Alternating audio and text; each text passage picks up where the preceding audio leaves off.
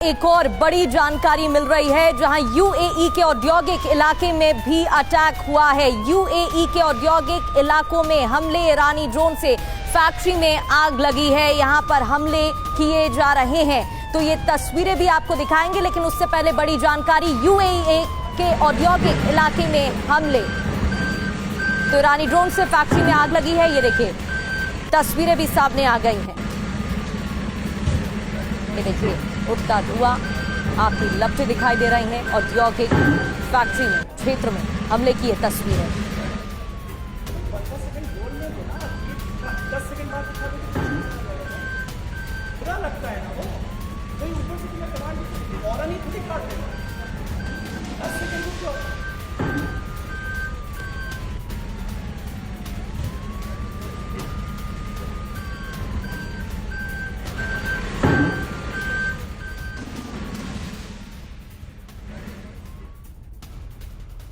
तो देखिए यूएई से तमाम तस्वीरें सामने आ रही हैं, और न सिर्फ यूएई बल्कि वो तमाम अरब मुल्क जहां पर अमेरिकी बेसेस मौजूद हैं। ईरान उन तमाम देशों को टारगेट कर रहा है, अमेरिकी बेसिस पर हमला कर रहा है। करीब 27 घंटे से ईरान पर हमले लगातार जारी हैं। इजराइल और अमेरिका की एयरफोर्स ने पूरे ईरान को धुआं धुआं कर दिया। सुप्रीम लीडर खामनेई का खात्मा हो चुका है। ऐसे में बड़ा सवाल यही है कि अब ट्रंप का अगला कदम क्या होगा, ईरान को लेकर उनके इरादे क्या हैं, और दूसरी तरफ ईरान का अगला वॉर प्लान क्या होने वाला है, क्योंकि पूरी दुनिया को झकझोर देने वाली इस जंग की तस्वीरें सामने आ रही हैं। और अंतिम परिणाम क्या होगा, ये बड़ा सवाल है। पश्चिम एशिया के 10 से ज्यादा मुल्कों में तबाही मची हुई है। ईरान के मिसाइल हमलों से मिडिल ईस्ट में कोहराम मचा हुआ है, इसलिए सवाल तो कई उठ रहे हैं।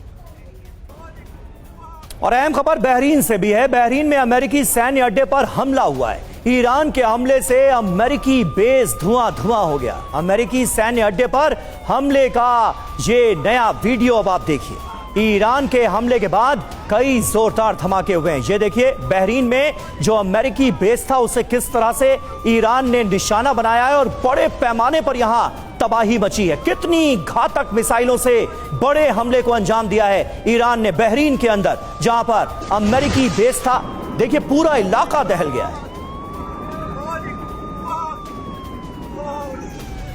और एक और बड़ी खबर, ईरान की अमेरिका को धमकी, खामनेई की मौत का बदला लेंगे, ये ईरान ने कहा। खामनेई की मौत ने ईरानियों के दिलों को जला दिया है, हमलावरों के दिलों को जला देंगे, ये ईरान की तरफ से कहा गया। अमेरिका को धमकी सुनिए।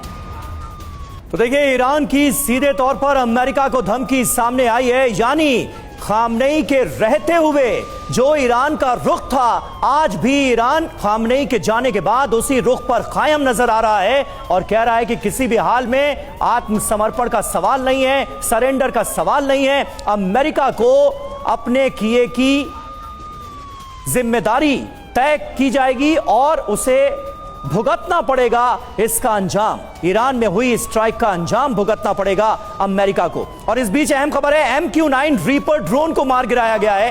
ये जानकारी, ये खबर सामने आ रही है। ईरान ने एक अमेरिकी ड्रोन को मार गिराया है, ये ताजा खबर सामने आ रही है। यानी ड्रोन्स के जरिए भी हमले करने की कोशिश की जा रही है ईरान के अंदर। तेहरान में ये हमला हुआ था। MQ-9 रीपर ड्रोन का इस्तेमाल करते हुए बड़े हमले की कोशिश की गई थी, लेकिन ईरान ने बताया है कि इस अमेरिकी ड्रोन को ईरानी डिफेंस सिस्टम ने मार गिराया है। तेहरान में ये जो हमला करने की कोशिश थी, इसे कर दिया गया है नाकाम। ये खबर सामने आ रही है। तो ईरान में खामनेई का खात्मा हो चुका है, और अब हम आपको एक एक पॉइंट के जरिए बताते हैं कि खामनेई का कमान तंत्र कैसे चलता था, कैसे सीक्रेट बंकर से खामनेई ईरान पर कंट्रोल करते थे। दरअसल खामनेई बैच सिस्टम से नियंत्रण करते थे, जिसमें उनके बाद मुस्तबा खामनेई कमान संभाल रहे थे। इन्हें मिनी सुप्रीम लीडर भी कहा जाता था। उनका खात्मा भी इजराइल और अमेरिका की स्ट्राइक में हो चुका है। उनके साथ ही मोहम्मद गोल्पायगानी भी ऊंचा ओहदा रखते थे, जो खामनेई दफ्तर में चीफ ऑफ स्टाफ की भूमिका में भी थे। ये दोनों ही खामनेई के सबसे वफादार और करीबी भी थे। इनके बाद खामनेई के एक और करीबी, जो उनके 3 बेटों में गिनती होती है। आपको बता दें, मुस्तफा खामनेई मारे जा चुके हैं, मसूद खामनेई और मेसम खामनेई अभी बाकी हैं, उनकी कोई जानकारी नहीं है। ईरान की कमान संभाल सकते थे। सुप्रीम लीडर के कमांड सेंटर में 4000 वफादार सदस्य शामिल हैं। साथ ही इमरजेंसी के हालातों में 40,000 लड़ाकों की सेना भी तैयार रहती थी। ये हम आपको बता रहे हैं किस तरीके से सिस्टम कंट्रोल किया जाता था, जो हर परिस्थिति में खामनेई के लिए कुर्बान होने के लिए तैयार रहती थी। अब ये कैसे काम करेगी, ये भी बड़ा सवाल।